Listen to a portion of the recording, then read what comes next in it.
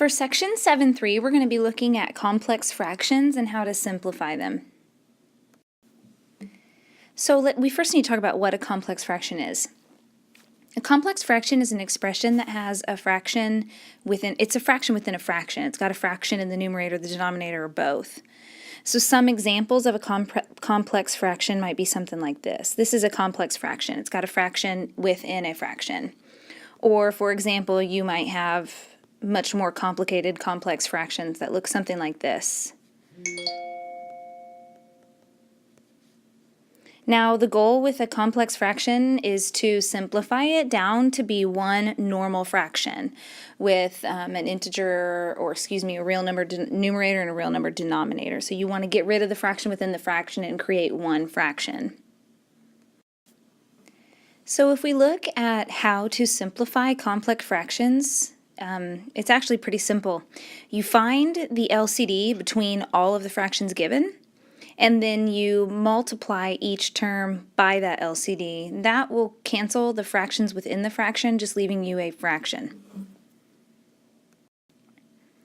Let's go ahead and look at an example. So for your first example today, I want you to look at this complex fraction.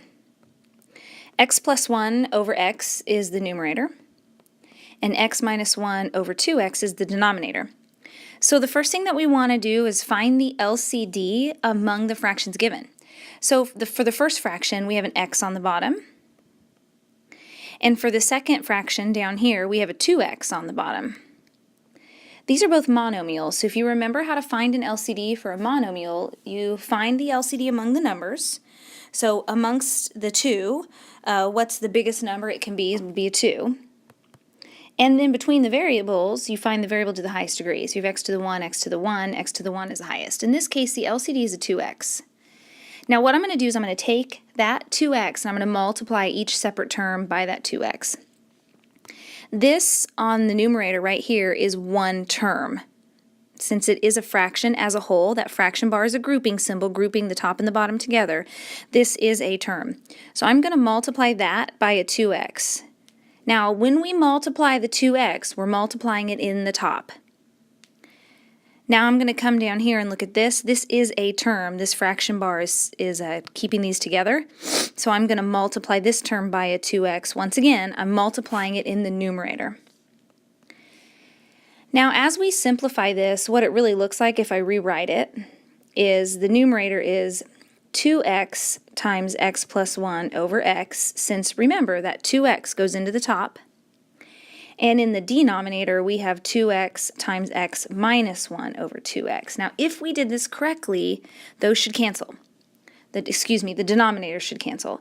So if we look singularly at the numerator, those x's cancel.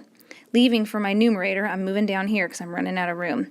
Leaving for my numerator just 2 times x plus 1. The x down here is gone. Now if we look just at the denominator, the 2 cancels and the x cancels. So actually both of those cancel, leaving just an x minus 1. So what we're left with right here is a simplified fraction. We took it from a complex fraction and we made it look like a normal fraction with a numerator and a denominator. It's factored all the way and reduced as far as it can, so we're done. Okay, so for our next example, I want to look at this complex fraction. So if we're looking at this complex fractions, we actually have 4 fractions within a fraction.